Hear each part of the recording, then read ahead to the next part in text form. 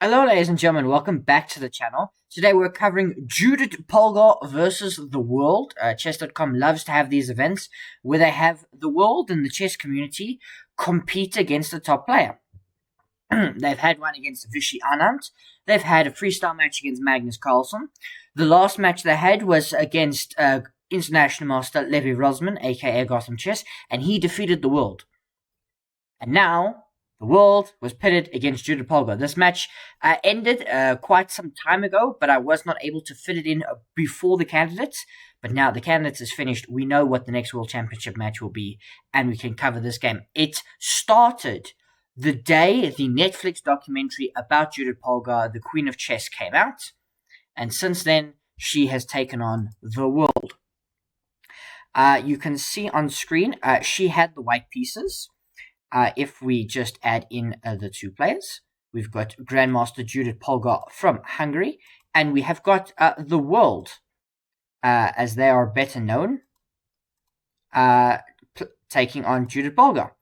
So, Judit started with e4, as she has done for most of her career. The world played e5. Okay, symmetry, not a Sicilian. She plays knight f3, and we play knight to c6. And Judit decides to play a Spanish, a Ruy Lopez. And here we've got some options. Now, I wasn't able to vote every move simply because I kept forgetting. But I believe here I wanted to play a6. That is the move I voted for. But there were thousands of players that signed up for this game, which did kind of lower the average rating. And the world chose to play a6, which is what I voted for.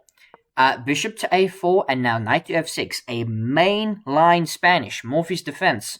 We have short castles, so we could take this and go into an open Spanish, but instead we play bishop to c5, which is one of the main moves. Now c3, and short castles. And here the move d4 is played. Now, here you've got to be very careful, because you want to take. You've got to take the right way, though. You shouldn't take. Sounds strange. You want to take, but you shouldn't. You should move the bishop. You should move the bishop to a7, or to b6, or to e7. One of these three squares the bishop should be going to. We don't need that arrow there. And it looks strange, right? Because you're like, well, bishop a7, but takes. Yeah, but takes, because the e-pawn is still hanging. And then you're fine. You're completely fine. If the rook comes here, just by the way, which Judit wouldn't play, she would hang her rook. And we would get this. So, the way this is played, you don't actually need to take. But the world takes. E takes d4. C takes d4. Now we have to move the bishop. Bishop to a7. And Judit, after 8 moves, is already better. She's better against the world. She plays e5. The knight goes into d5, which is a mistake, or an inaccuracy. Again, I would update you on the moves I voted for. It was so long ago, I've forgotten. But the move knight e8 here is the top engine choice, ahead of knight to e4. So I would like you to move to the e file. Knight to d5 is not as preferred. I mean, it even preferred knight to h5, just by the way. Because now bishop e3 hits the knight, and now you have to move it again, or you have to play knight ce7. The world finds the best move to keep the knight intact. Now bishop to g5, and Judit is just on the jets causing problems. The defense of this knight is this knight, which now can't move because the queen would be hanging. So c6 is played to defend the knight. You know, all okay. Bishop takes, pawn takes. I mean, the fact that c6 is the best move is incredible, because probably I would have tried to go for queen e8. But that loses, apparently, just to knight to c3.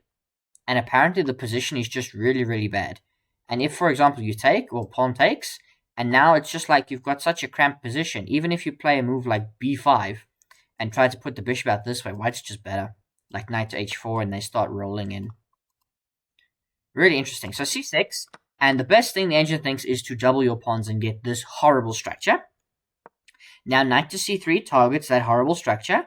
Now h6, bishop to h4, the best move for Judit, the only way to keep her advantage. It's very strange, because if you trade, you take, and then you try to grab this, there's like queen d8, and apparently white's given up a decent portion of their advantage.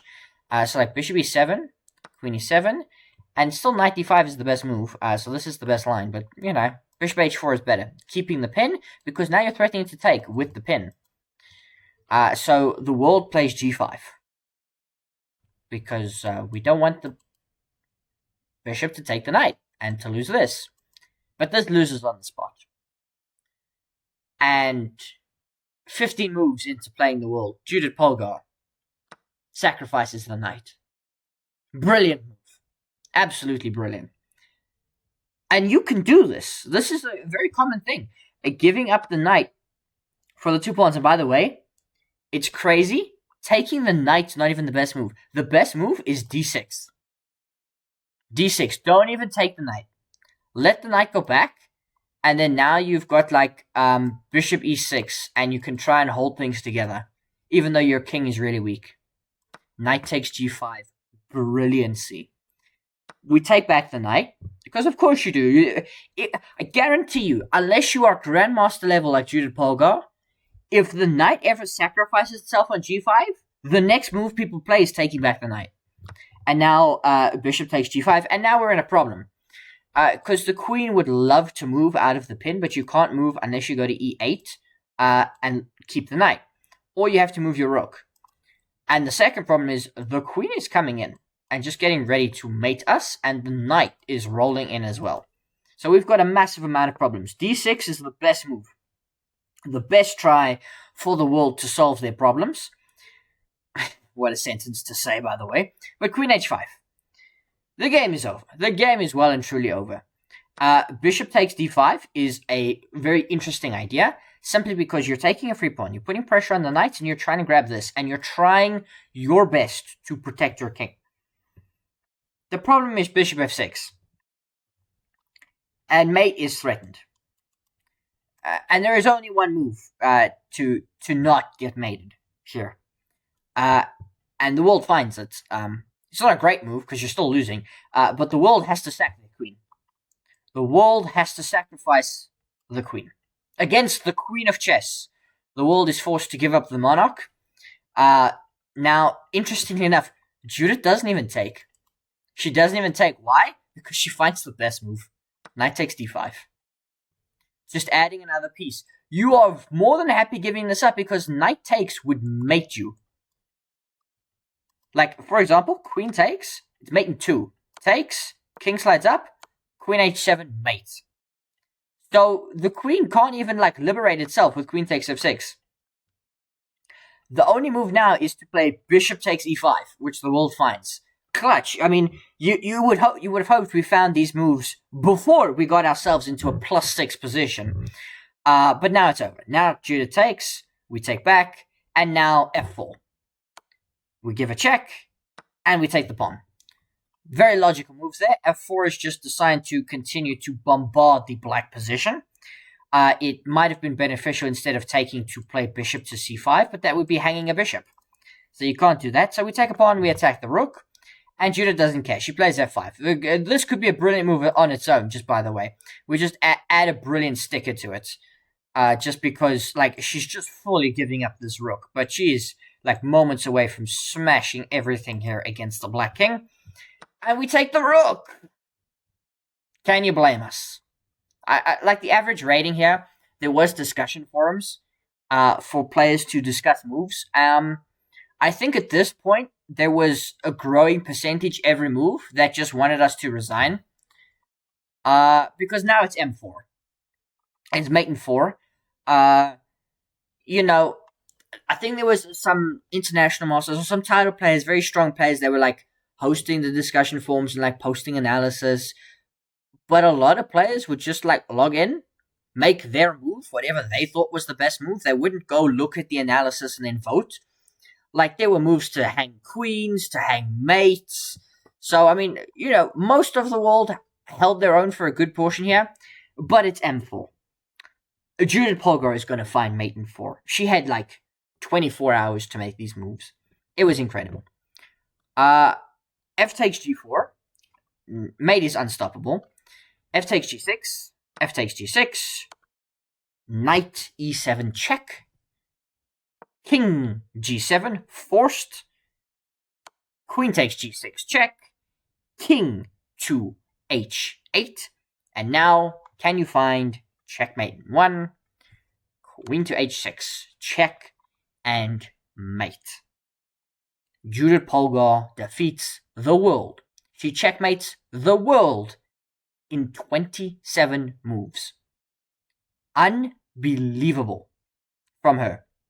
And just by the way, if I now go pull up, it'll break the page, so let me go full screen. So we're going to change just the screen, the window capture, to get the whole thing on. So this is obviously in an analysis tab. If we go find the event, we can find exactly how many people she beat.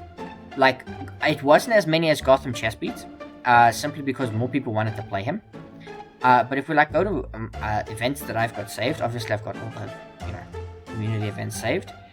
Judit Polgar vs. the World ran from February 6th to March 31st, 2026. I'm obviously recording this at the end of April.